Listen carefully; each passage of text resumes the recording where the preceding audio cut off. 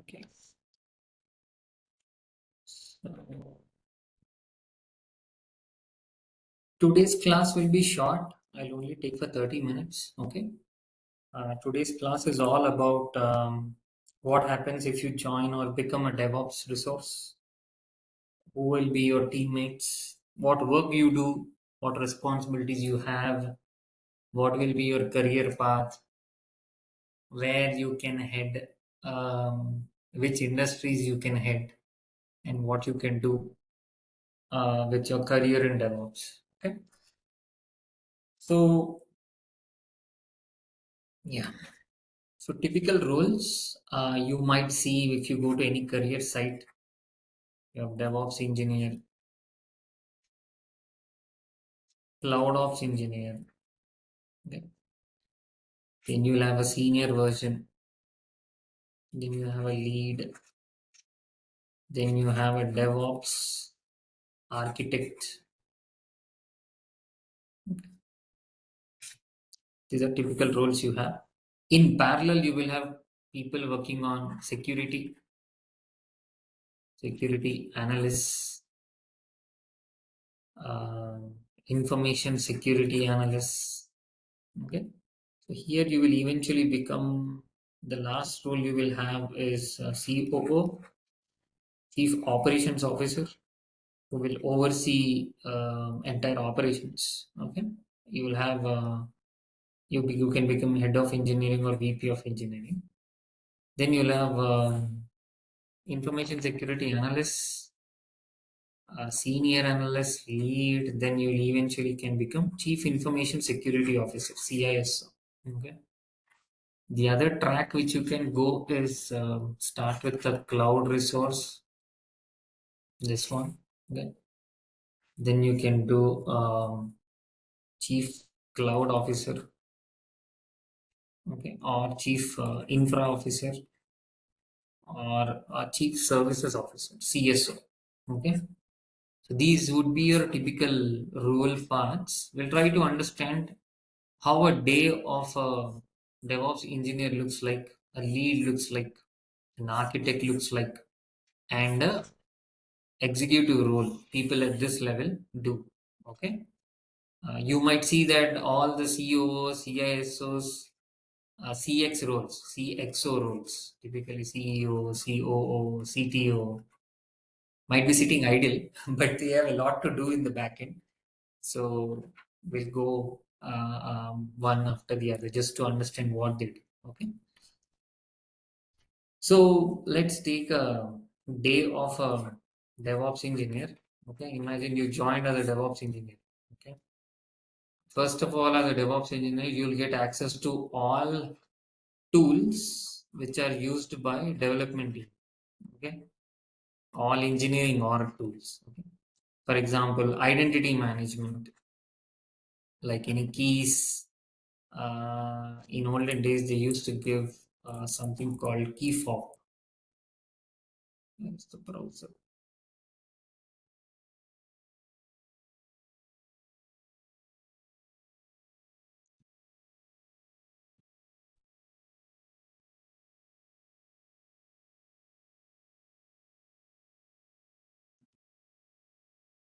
Okay. Have you seen this before?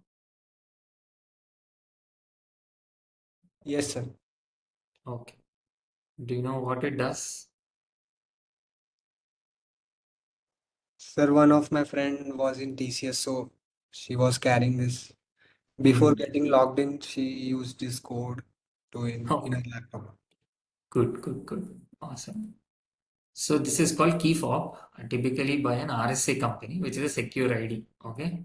You will become the custodian of that tool. Okay. Today, people are no longer using RSA key fobs. You have mobile app based key fobs like Click Protect, Authenticator. If you are using GitHub, I think it asks for multi factor authentication, right? Using a key tool like Authenticator app. So it will generate the series numbers every 1 minute or 60 seconds so that when you do login, you can use that number. Okay. So you will be the custodian of the identity management You will be custodian of all the tools. So let's look at the data engineering. So data engineering team needs databases. You will be owner for that. If they have a cloud offering, so it can be in AWS or Azure. So you will be owner of that. There could be ETL tools like Airflow, Airbyte, Fivetran. Okay, you will become the owner of that, and you will have the ownership of all machines in the company. Okay. Now, when you have these tool support, you will become the owner for sharing access. So, for example, if a new developer joined, like a new hire, okay, in the company, you will give ownership or access rights to all these tools on his first day. Okay. So that because you own all the identity management, you give them access to all these tools and you become the custodian to secure them. Okay. So this is the tools part. Then coming to the operations part. Okay. What operations you do? This class would be a slight recap of what we have learned so far. Okay. The first operation management you do is maintain Git. Okay. You check whether the SVM source code version tool is up or down. Are there conflicts? Where are the conflicts? Which team is doing a lot of conflicts? Where are the merge issues? Where are the PRs which are stuck? Why they are stuck? Is it because resource issue of the Git machine itself? Or is it because people are not merging properly? Or people are not creating pull requests properly? Those things you'll handle through Git. Okay. So typically people use tools like Git, Bitbucket, Gerrit, Jenkins in some form to manage these activities and they create metrics. Okay. What are those metrics? Number of people pull requests are failed. Okay. So if it is higher than the previous week, then you have to start investigating. Okay. Another metric would typically be number of people whose merges are failing repeatedly. Okay, there could be some resources who don't know how to merge, or there could be some resources whose merges are rejected by the leads because they are merging into a very large code base which requires series of evaluation. Okay, then it will then the DevOps team will get notified because if your small PR is 2 files and you're merging it with 10,000 files and all those files have dependencies on these 10,000 files in the merge of your branch. The DevOps resource will write a notification, okay, to know whether um, to understand the dependency. Okay, to understand the dependency of one request over entire source code. Okay. So if the dependency is less than 10%, this is the standard benchmark. Okay. The DevOps resource will allow. It means you will allow. Okay. If it is more than 10%, despite the lead approving the merge request, you as a DevOps resource will will go and check, is it really required to merge such a file to a large repo? Can't we merge it in a small block, then test and then merge it to full source code is something you will judge. Okay, that is with source code management. Okay, and there are some cases where you will have your PRs which are never converted into builds. Okay, build failures. If the build failures are higher from the previous week, you will raise a red flag. You will work with the respective dev managers to see why their PR build fails, why they're not including all dependent files. Sometimes, if you miss manifest files or underlying .md files or packages, the build will fail because it will not compile completely and it will not serialize the entire code in one place. Okay, so those conflicts, PR failures, merge failures, you will become the owner. Okay, you will become the custodian to manage those operations. Okay, then comes the continuous integration. You will become the executor of the continuous integration. So typically, it's not done by the DevOps engineer. Typically, a DevOps architect.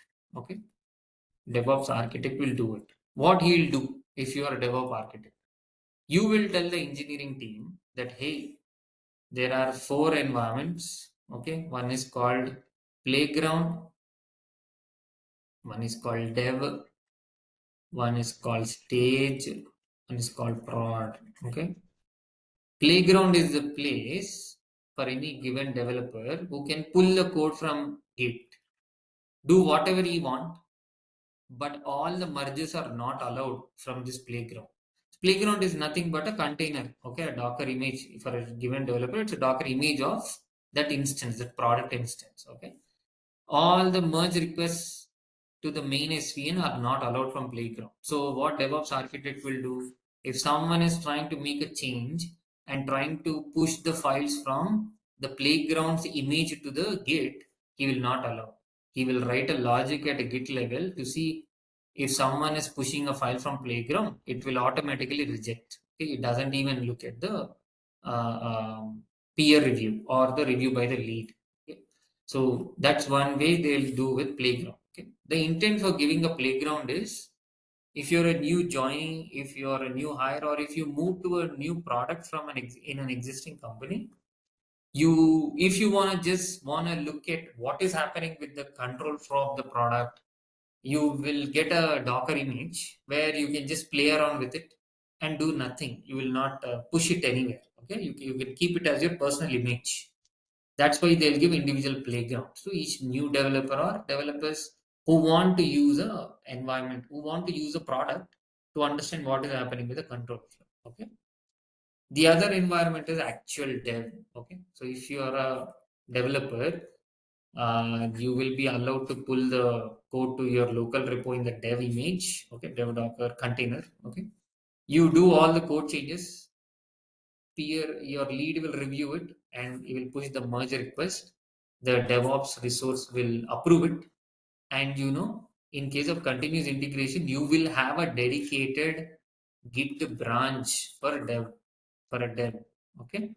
All the development environments of all the developers, all their Docker containers, they will push their uh, um, changes, whatever images changes they do in the code, to the dev branch only. Okay. So the DevOps resource, DevOps architect will write a logic at a Git end to accept only the PRs for merge only from a particular environment. So in the respective manifest file, you should ideally maintain the origin, okay, origin of the image you are working on. Okay. So once the it is moved to dev, some guy at a QA end or a senior developer will take this PR, okay, and deploy it on the another container, which is a stage container. Okay. So imagine there are 1,000 changes here. Maybe only 10 changes are pushed to dev branch. Those 10 changes are pulled from dev to stage. Okay. So from dev git to stage container. Okay. So this QA guy will now deploy it, test it. He finds some bug. The developer will access the image. So this developer, the QA resource will tell, hey, this is a container where I see the bug. The developer will gain access to the container. You as a DevOps architect will give access to the QA container to developer to fix the issue. As a developer, you go and fix the issue in that container and then ask the QA to test. Once the QA is okay, then they will push the PR to the stage branch, the stage git. Okay. Then the implementation team pull the build from the stage, deploy it on prod. The QA from the implementation do sanity testing, just check whether things are okay or not. And if there are everything okay, then they will push it to prod repo. Okay, prod SVN. Okay. This is typically a pre-prod. Okay, this is typically pre-prod. Okay. The defects found here, the defects found here are called escape defects. Okay. DevOps resource will be the custodian for managing escape defects. If there are more escape defects, the DevOps resource will not allow the developers to move this code to the stage report. Okay. Escape defects are defects which are not found by the developer, not found by the QA, but are found after the stage deployment. Okay. It is like overlooked by many people, but still there is a bug. They are called as escape defects. Okay. And if you find the defects in the pre-prod, they are also called as escape defects, but it's called escape defect square or they have a different name. But typically these are escape defects. This is escape defects from stage. This is escape defects from pre-prod. Okay. DevOps resource or DevOps architect will become the custodian for managing this escape defect. He will compare the escape defect count with number of PR fails, number of mergers, number of failed builds to check who is the bully engineering team. Okay, which engineering team is doing bad, who are underskilled, who are not doing good job as per the engineering guidelines. Okay, and he will flag that engineering because only the DevOps team has right to question the engineering team. They will ensure that they compare this escape defects metric and these metrics to judge which team is doing good, which team is doing bad. Okay, this is a continuous integration. This is how they continuously integrate. Coming to continuous deployment. Okay, if you recall from the previous slide, you have a playground. Okay, you will only be provided option to pull the PR from the playground or stage or prod or dev. Okay, any svn, any git, and you can use it in the play. Okay, but you are not allowed to deploy the push or a merge request on any other environment. Okay, that is typically orchestrated by the DevOps architect. He will not allow it. That git will not allow, because in the manifest it will have the origin file which is logged, and it will not allow to deploy in the respective environment. Okay, but if you are on dev, you are allowed to deploy the tested version on the stage version on the pre-prod. Okay, and they are also allowed to do the versioning. So for example, if you do version 1.27, 1.28 can be deployed on top of this, version 29 can be deployed on top of this. This sequencing, the deploy scale is maintained by the CD tools, continuous integration tools like Jenkins or internal orchestrators. Okay, or internal installers. There are internal installers. Okay, all these things are defined and drawn a line by the DevOps architect. Okay, in case of continuous integration and continuous delivery. Okay, the other thing, if you remember, the resource is responsible for managing camps. Okay, so if you remember this culture, um, I think I forgot the definitions, but if you look at, he's responsible for maintaining the communication among the teams. Like for example, if an SVN is down, okay, he'll broadcast that message to everybody. So as a DevOps engineer, you should be able to ensure that which gits are ready for pull, which are not. Okay. Also, sometimes when you are trying to create containers, there could be some containers which go down. Okay, the DevOps resource are typically become the custodian of writing alerts. Okay, or sensing jobs, so that they can intimate the owners of that image that, hey, your image is out of date, your image is not as part of the standard. So they will basically become the custodian of environment, so environment management, where they will ensure that those environments have minimum downtime. Okay, and higher availability. So the metrics like downtime, Availability, they'll write a sensing job to look at the task manager or any service of the Docker container. The downtime is amount of number of seconds the Docker image is down or any container image is down. Okay. So the downtime versus availability graph is something key for them to decide whether the DevOps resource is doing right job or not. Okay. That is something the DevOps resource will typically do. The last item they take care of is uh, observability. Okay. So what they cover in observability, they don't do it directly, they do it using a guy called site reliability engineer. Okay. What reliability engineer or typical SRE do under DevOps resources, the architect will write the alerts. The DevOps engineer will configure them.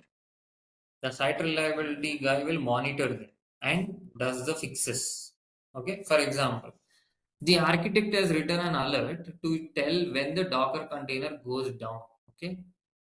The DevOps resource will configure that alert in all containers. Or he'll go to the, if he's using Ansible or if he's using Docker, he'll go to configurations of Ansible and update that alert. Okay. And he will not do anything. When the images get created and the images get down, the site reliability engineer will get notified, okay, that this container is down. So they will use a ticketing system like Salesforce or ServiceNow, and they will access the container, see why it is down. Do we have to bring it out of rotation? So what is out of rotation is typically when someone using a container, they will create a clone of it ready somewhere. Okay, if this goes down, at least they will bring the snapshot of that container back. Okay, so when the original image of the container is going down, they will move this node offline and bring the snapshot online. Okay, so that at least the SRE resource will can show that we have less downtime, and the developer who's using that image can is not idle. He will have some work to do. So all these aspects are typically taken care by the site reliability engineer. Okay. The other part they will work on is the optimization of containers. Okay. Imagine your organization has 100 people in different teams, and 500 people are requesting for containers. Okay. There is a possibility that the architecture which is given to the DevOps resource may not suffice for 500. Okay. So the DevOps architect or chief operations officer will have to do the strategy to maintain low number of containers and give higher availability. Okay. Because for every container you will be build, the ownership of the COO is to bring this billing down. Okay. And the ownership of the DevOps and SREs is to give high availability of the tools. Okay. So what they do, they implement extensive logging, and also they will implement performance monitoring. Okay. Using these two, they will define benchmarks. What are benchmarks? So if a container is running threads or some processes for more than 1 hour, okay, they will move that machine offline automatically. There could be some query which a developer might have been running a rogue query which is taking longer time, right? Which is not a bad practice, or the developer might be doing something silly which is actually causing a high resource utilization on that image and over entire Docker swarm. So they will write an alert by logging the health of that service and check the performance and define benchmarks. So 1 hour is something they define a benchmark. If there's a process running for more than 1 hour, they'll shut down that container and ask them to raise a new container. So how a CEO will define how much money I'm saving? He will check how many machines they have shut down. because of rogue development or bad practices. Based on that, they will ensure that they will optimize the Docker image sharing. Okay. So if among 100 developers, if everybody is using queries more than 1 hour, they will escalate it to their, communicate it to their leaders that these are the benchmark practices you need to follow. If you don't follow, you will eventually have a no container. So the individual developers will be on their toes when they perform any such tasks. If they need any extensive resource utilization, then they will create a custom request. They raise a custom request to DevOps so that a new image can be created only for their purpose. Okay, only for their purpose. This is with the optimization. So if you look at overall, the DevOps team would typically take care of identity management, security. They'll take care of operations, especially with Git and Jenkins, continuous integration by providing multi environments to different developers and write logic to not allow to push their branches, merge their PRs to respective target SVMs. In case of delivery, they'll ensure that a right version is deployed and the bookkeeping is done, which branch was deployed at what time. If you remember, we spoke about branching strategy, how they'll maintain stage prod, pre-prod, version branching. So in continuous delivery, that branching strategy is used to do the deployment. And alerting and observability are maintained by SRE, and they'll work on optimization and benchmarking so that right amount of containers are delivered to right people. Okay. As a DevOps engineer, one more item you will frequently do, that is proof of concept. Okay.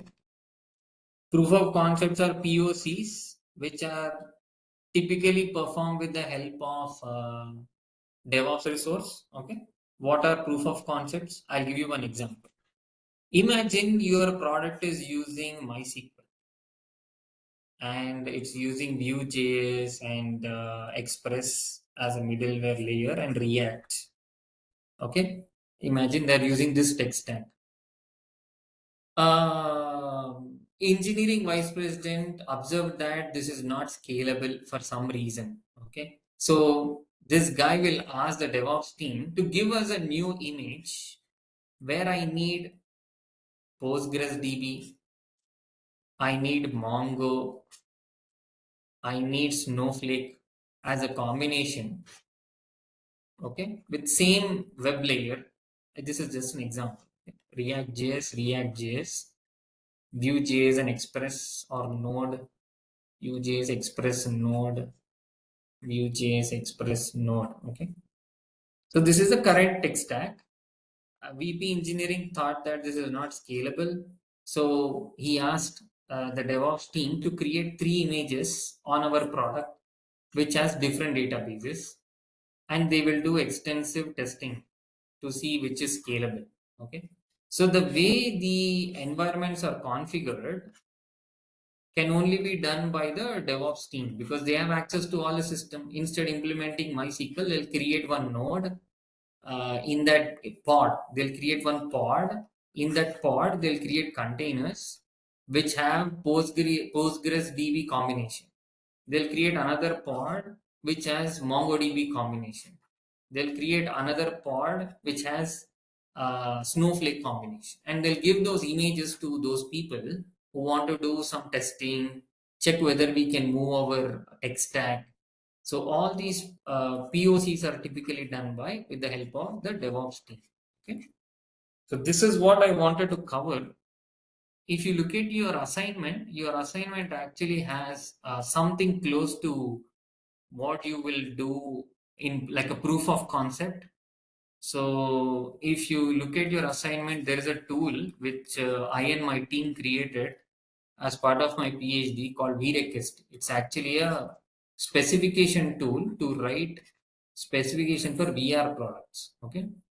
So what you have to do as part of that assignment is you have to create one container, look at the tech stack of the product. I shared the deployment notes. Okay, pull the PR from the Git which I've shared, deploy, follow the installation instructions, deploy it, and create a Docker image.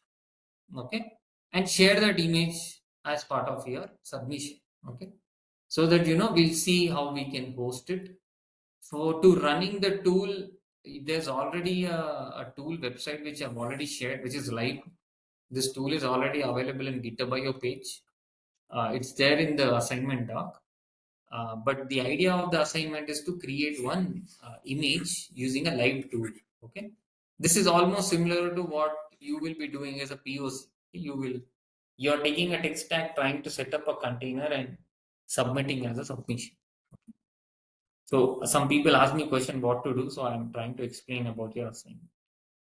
Any questions? So if you want to become a DevOps resource, it would be an interesting ride because you will be working with too many people. You will have access to all the tools. You will eventually ensure that you have control on identity, their Git, their day-to-day activities, the metrics, and in the end, I forgot to mention, the exec teams will study Dora metrics and all the metrics we have seen so far to check the availability, the uptime, the number of deployments which are failing success. So all those things are tracked. So all these are actually connected. The metrics, the proof of concepts, optimization, observability, CI/CD, and Git versioning are actually connected, so that the DevOps teams will eventually ensure that the teams works and do their duty. Okay, so that's the end goal of all the roles which are available in the market. Okay, any questions? Okay, so in the next class, we will look at ML ops. Okay, what are the operation tools you need to for the ML development teams? Okay, what they need, what are the inputs, what are the outputs? We will go through that as part of the next class. Okay. Great, that's all I have. Thank you, sir.